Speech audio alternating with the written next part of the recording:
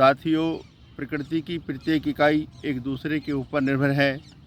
इंसान भी प्रकृति की एक इकाई है। प्रकृति की किसी भी इकाई को बर्बाद करने का, नष्ट करने का, ख़त्म करने का, मिटाने का हमें कोई हक़ नहीं है, क्योंकि इस धरती पर जीने का जितना हक़ हमें है उतना ही हक़ प्रकृति की प्रत्येक इकाई को भी है। इसलिए हमें चाहिए कि हम प्रकृति की प्रत्येक इकाई को संभाल कर और संवार कर रखें, क्योंकि इन्हीं के ऊपर हमारी खेती निर्भर है और इन्हीं के ऊपर हमारा जीवन निर्भर है। धन्यवाद।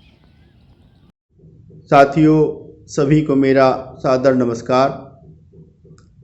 भूख है मजहब इस दुनिया का और हकीकत कोई नहीं। हमारे इस दुनिया में आने के बाद हमारी सबसे पहली ज़रूरत भूख है, और जब तक हम इस दुनिया में रहते हैं तब तक हमारी पहली ज़रूरत भूख ही बनी रहती है। साथियों, हमें हर रोज़ ज़िंदा रहने के लिए दिन में कम से कम 2 बार शुद्ध भोजन की आवश्यकता होती है। 10 से 12 बार पीने के लिए शुद्ध पानी की आवश्यकता होती है, और 21,000 बार सांस लेने के लिए शुद्ध हवा, ऑक्सीजन की आवश्यकता होती है। ये शुद्ध भोजन, शुद्ध हवा, शुद्ध पानी हमें कहाँ से मिलता है, इसकी जानकारी के लिए मैं आपको बता दूं कि ये शुद्ध भोजन हमें धरती माँ की उर्वरकों से मिलता है। ये शुद्ध पानी हमें वर्षा से, जलाशयों से मिलता है, और ये शुद्ध हवा हमें पेड़ों से मिलती है।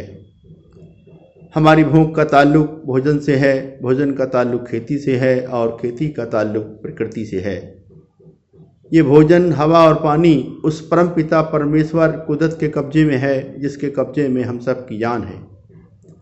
साथियों, हमें इस धरती पर अपनी जिम्मेदारी को इस तरह से निभाना चाहिए ताकि भविष्य में हमें और हमारे बच्चों को इस धरती पर ये शुद्ध हवा, शुद्ध भोजन, शुद्ध पानी और शुद्ध पर्यावरण निरंतर मिलता रहे, और हम इस धरती पर खुशी के साथ जी सकें।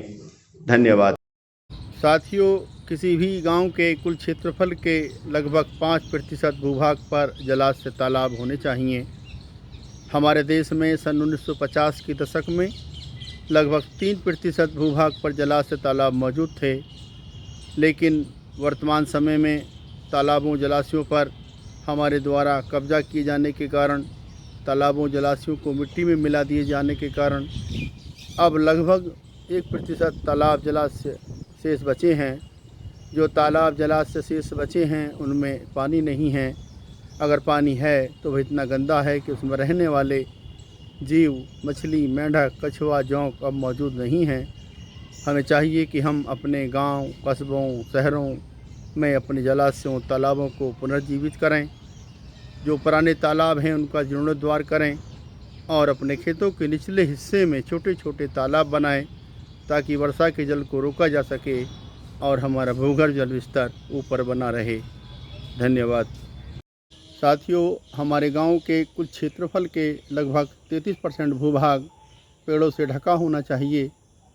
सन 1950 के दशक में हमारे देश में जब हमारे बुजुर्ग इस धरती पर खेती करते थे, उस समय कुल क्षेत्रफल का लगभग 26% पेड़ों से आच्छादित था। लेकिन हमारे द्वारा पेड़ काटे जाने के कारण, जंगलों को काटकर बिल्डिंगों के जंगल बनाए जाने के कारण आज हमारे पास मात्र लगभग 7% वन क्षेत्र शेष बचे हैं। हमारे पास वन क्षेत्र तो हैं, मगर उनमें पेड़ नहीं हैं।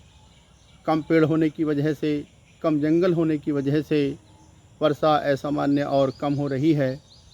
हमें चाहिए कि हम अपने गांव के खेत खलिहानों में, तालाबों के किनारे, सड़क के किनारे, रेलवे लाइन के किनारे, अपने स्कूल कॉलेजों में और जहाँ कहीं खाली स्थान मिले वहाँ पर समय रहते पेड़ लगाएं, अर्थात वृक्षारोपण करें। इसी में हमारी भलाई है। धन्यवाद।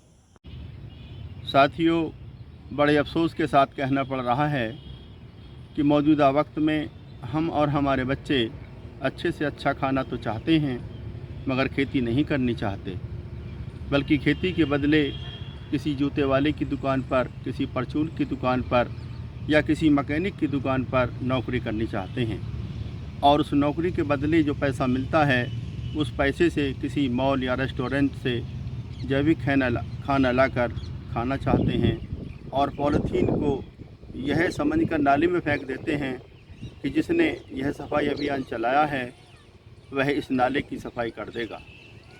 हमारे और आपके लिए ये बहुत ही अफसोसजनक बात है। साथियों, ये खेती आज नहीं तो कल, हमें नहीं तो हमारे बच्चों को ज़रूर करनी पड़ेगी, क्योंकि खेती से ही हमारी रोज़मर्रा की ज़रूरतें पूरी होती हैं। धन्यवाद। राजकीय कृषि अधिकारी ने जानकारी देते हुए बताया कि अलीगढ़ में भारतीय प्राकृतिक पद्धति पर आधारित खेती को बढ़ावा दिया जा रहा है। इतना ही नहीं, गांव देहात के किसानों को बुलाकर यहां उन्हें बताया जाता है और समझाने का भी प्रयास किया जाता है कि भारतीय प्राकृतिक पद्धति पर आधारित खेती में लागत कम लगती है और इसकी पैदावार ज्यादा होती है। इसलिए देश के प्रधानमंत्री मोदी जी का सपना है कि इस भारतीय प्राकृतिक पद्धति पर आधारित खेती को बढ़ावा दिया जाए। खेती हमारे यहाँ 2 साल से भारतीय प्राकृतिक कृषि पद्धति के तहत प्राकृतिक रूप से खेती की जा रही है और ये प्राकृतिक खेती पूरी तरह से प्रकृति के ऊपर आधारित है। प्रकृति की व्यवस्था को बनाए रखते हुए, प्रकृति की व्यवस्था को बरकरार रखते हुए जो खेती की जाती है उसी को हम प्राकृतिक खेती कहते हैं। देखिए, हमारा अपना जीवन और हमारी खेती का जीवन, दोनों का जीवन पूरी तरह से प्रकृति के वैभव पर निर्भर है और प्रकृति का वैभव प्राकृतिक संसाधनों और जैव विविधता पर निर्भर है। प्राकृतिक खेती में प्रकृति की किसी भी इकाई को कोई नुकसान नहीं पहुंचता है।